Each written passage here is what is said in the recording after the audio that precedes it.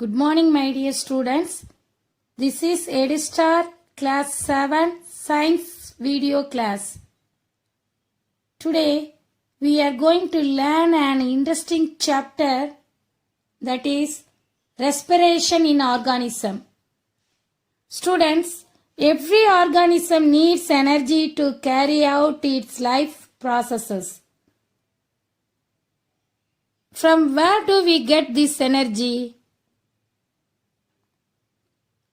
Any guesses? All organisms get the energy from food. The body has a mechanism by which the food consumed is broken down into simpler molecules, and in the process energy is released. Already you have learned in chapter 2. Oxidation of the food materials helps in the release of energy.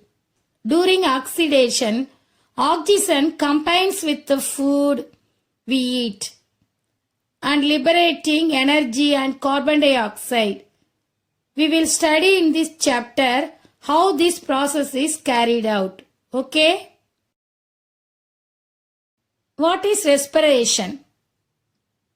Whatever food we eat is first digested in our body. The digested food is then burnt inside the cells of our body to release energy. Oxygen is required for this process as it helps in burning of the food. The process of taking oxygen into the cells, using it to release energy and then eliminating the waste products, that is carbon dioxide and water, is known as respiration. Understood? Thus, respiration is the breakdown of organic compounds into simpler compounds accompanied by the release of energy. So, respiration is chemically represented by the following simple equation. Digested food plus oxygen gives waste products, that is carbon dioxide plus energy. So, C6H12O6 plus O2 gives CO2 plus H2O plus energy. Respiration takes place in the following two stages: breathing and cellular respiration. Breathing is also called external respiration. Cellular respiration is also called internal respiration. Students, I am going to explain now. During respiration, the energy-rich food like glucose is broken down by oxygen into carbon dioxide and water, and energy is released. This energy is used up by the organism, even plant or animal. In fact, respiration is a kind of slow burning of food at ordinary temperature to produce energy. During respiration, oxygen is taken in and carbon dioxide is given out. Thus, the process of respiration involves the exchange of gases. That is, what are the gases exchanged here? Oxygen and carbon dioxide. The process of respiration is the reverse of photosynthesis. How? This is because photosynthesis is the making of food by absorbing sunlight energy, isn't it? Whereas respiration is the breaking of food to release energy. The oxygen of the air we breathe in is transported to all parts of the body and ultimately to each cell.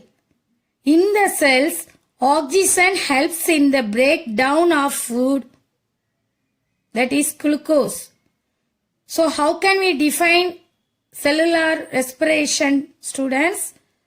The process of breakdown of food in the cell with the release of energy is called cellular respiration. Cellular respiration takes place in the cells of all living organisms. So respiration usually takes place in the presence of oxygen. Respiration can however also take place in the absence of oxygen based on whether oxygen is used up or not. There are two types of respiration: aerobic respiration and anaerobic respiration. Let's see about aerobic respiration first. The respiration which uses oxygen is called aerobic respiration. In other words, when the breakdown of food occurs with the use of oxygen, it is called aerobic respiration. Why it is called aerobic respiration? Because it uses air which contains oxygen. Aerobic means with air. In aerobic respiration, the food is completely broken down into carbon dioxide and water with the use of oxygen, and energy is released. The breaking down of food during aerobic respiration can be represented by means of a word equation as follows. Glucose with the use of oxygen in aerobic respiration gives carbon dioxide plus water plus energy. So most of the living organisms carry out aerobic respiration, and such organisms are called aerobes. Students, then how can we define aerobic respiration? Breakdown of food into carbon dioxide and water to release energy using oxygen is called aerobic respiration. Is it clear? Let's see about anaerobic respiration. The respiration which takes place without using oxygen is called anaerobic respiration. When the breakdown of glucose occurs without the use of oxygen, it is called anaerobic respiration. What is meant by anaerobic? Without air. For example, the microscopic organism like yeast and certain bacteria obtain energy by anaerobic respiration.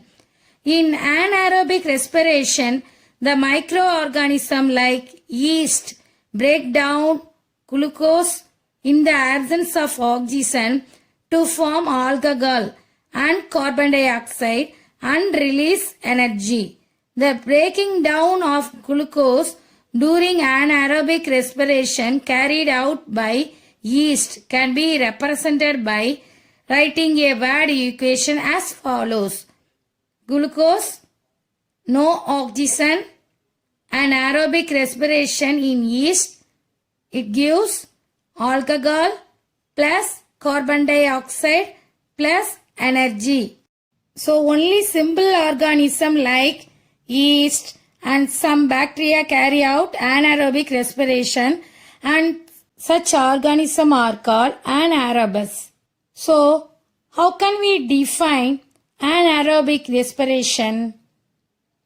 Breakdown of food into alcohol and carbon dioxide with the release of energy without the use of oxygen is called anaerobic respiration.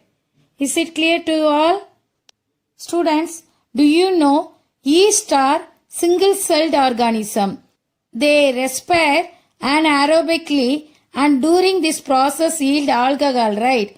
So they are used to make wine and beer. Students, let's see anaerobic respiration in muscles. Our muscle cells can also respire anaerobically, but only for a short time. During heavy exercise, fast running, cycling, walking for many hours or heavy weight lifting, the demand for energy is high, but the supply of oxygen to produce the energy is limited. In other words, during heavy exercise, demand of energy is more, but supply of energy is less. Then how to fulfill this? To fulfill the demand of extra energy, an aerobic respiration takes place in our muscle cells in the absence of oxygen.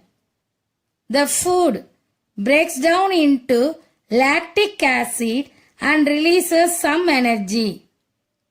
It can be represented by the word equation. Glucose in the muscle cells, anaerobic respiration takes place and gives lactic acid plus energy. After a heavy exercise, we sometimes get muscle cramp. The muscle cramp occurs when muscle cells respire anaerobically. Have you experienced that? Yes. The partial breakdown of glucose produces lactic acid. The accumulation of lactic acid in the muscle cells causes muscle cramp. We get relief from cramps after a hot water bath or a massage. Hot water bath or massage increase the circulation of blood in these muscles.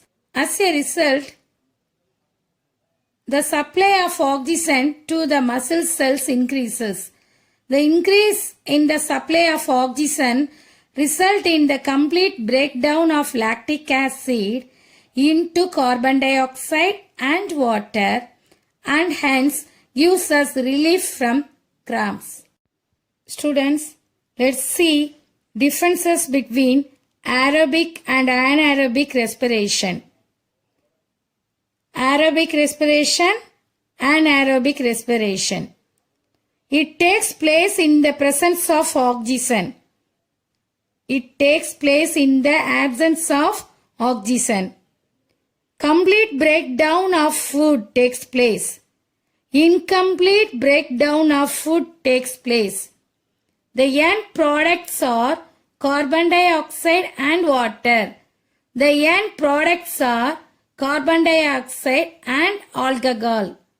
A large amount of energy is released. Here, very small amount of energy only released. Okay, students?